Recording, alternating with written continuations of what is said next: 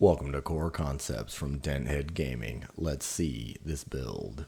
Hey guys, what's up? Got another build for you. This is Smash and Dash. I've got to say this. This is kind of a co-op build between myself and my buddy Zane. I wanted him to try to broaden his horizons and just not use Icarus all the time.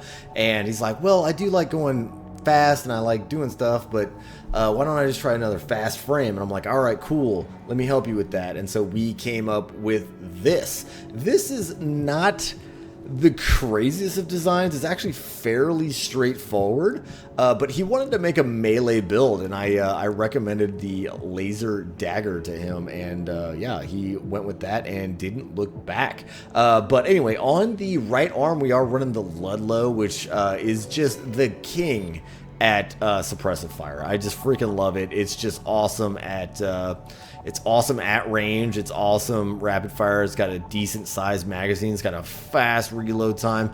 It's just really, really good at keeping your opponent on their toes. On the other hand, though, we have the complete opposite. We have a lot of ammo in one shot, and that is going to be the Zimmerman.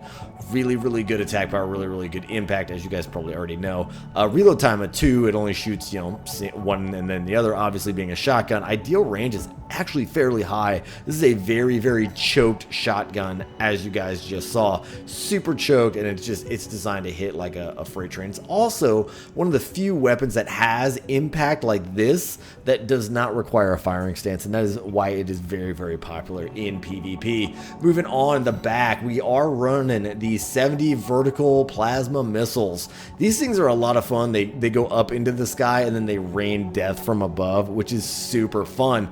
Also, you could probably throw these on, being that they're a little bit lighter, and get pretty much the same combat style with a little bit better of a reload time, or you could put these on and get an even faster paced style with an even better reload time with these, and still keep your statistics up and boost everything else as well. We opted for the vertical missiles just in case he needed to hide behind something and still rain down damage and play a little bit more tactically. But if you're more of a straightforward person, any of these missiles will do the job. All right, moving on to the, as I mentioned earlier, the laser dagger on the back left. This thing's a lot of fun. You could either do a one hit, a 2-hit, or a 3-hit, which is so much fun. Not to mention you can do a charged shot, which is super fun, just like a one and done type of hit, which is actually really, really good charge attack power on this 1688 1100, not to mention direct hit adjustment on the high side, which is super nice. And then you pair that with what's on the frame. I'm going to go ahead and jump to the arms real quick. So you pair that with these arms, which have a melee specialization, the second highest in the game. That's some pretty good devastation that you're actually hitting with. Moving on to the head, we've got the VP44D, just a very, very solid, lighter weight head with a good EN load. It's got the third best stability in the game. The only thing this thing really lacks on is kinetic defense and the system recovery. Moving on to the core, we chose the Fermiza for its stability and not to mention its booster efficiency adjust. We wanted it to be able to take a hit if it absolutely had to, but mainly if you don't get shot, your stagger doesn't build, which is why you wanted the higher booster efficiency on that. Not to mention a nice lightweight core as well with very, very balanced defensive stats. The Fermiza is right up your alley if you're into that sort of thing. Already kind of glossed over why we were using the 46Ds here. Is mainly these two. You want all your shots to hit, and you want them to hit when it's time to hit. A little bit of recoil control is good because we are running the Ludlow. These are in place mainly for the dagger and the shotgun. Very, very lightweight arms coming in at under 11,000 units. And then Alba legs. These were, I believe these were my recommendation. As you guys all know, these are my favorite legs in the game. They've got really good stability, very balanced defenses, high AP for the weight. And the EN load, I mean, it's not the greatest, but it's definitely not the worst.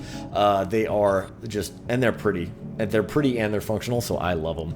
All right, moving on to the back, we are running the Flugels, which have the second best melee attack in the game, 13002, buffed, actually, which is kind of crazy from what they were at, like, I think they were at like 12.8 before the buff. Yeah, still very, very high. QB thrust is still good and usable. Ideal reload time is half a second, or I'm sorry, QB reload time is half a second, so that's not bad. It's no Lula, but it still will get the job done and give you that melee that you guys, that melee thrust that we need for that dagger to get where it needs to be. It is running an Ocellus. It is pretty much a strictly close range. It's a close range AC. You have little to no missile lock correction, so technically you could put this on and still be in the good, because I believe that the missiles can run off this and this, but the missiles, an important thing to consider with the missiles is they only need to be close because they are AoE. They're not a direct hit, so they just really scatter blast, and that is why they are okay to not have the best missile guidance, which the Ocellus does not. It is running the Aorta, and to be honest with you, I really think like a Ming Tang would be good in this. I think that a Hokushi would be good in this. A Ling Tai might actually get the job done too, but you just won't have that much boost around and have fun. Hokushi would probably be one of the better calls, but I'm going to keep the Aorta in there because it is designed to like run out and then loop back in. So if you're not paying attention to your gauge, it's probably the better way to go, to be honest with you. And then Pulse Armor, because she is very, very squishy with, she's got a little bit of enhanced energy defense, but it ain't by much. And an AP of 9,000, not that high again. But that is the build and battle strategy. Let me go ahead and show you guys what this thing can do. Come here, Freud. All right, smash and dash. Let's do this.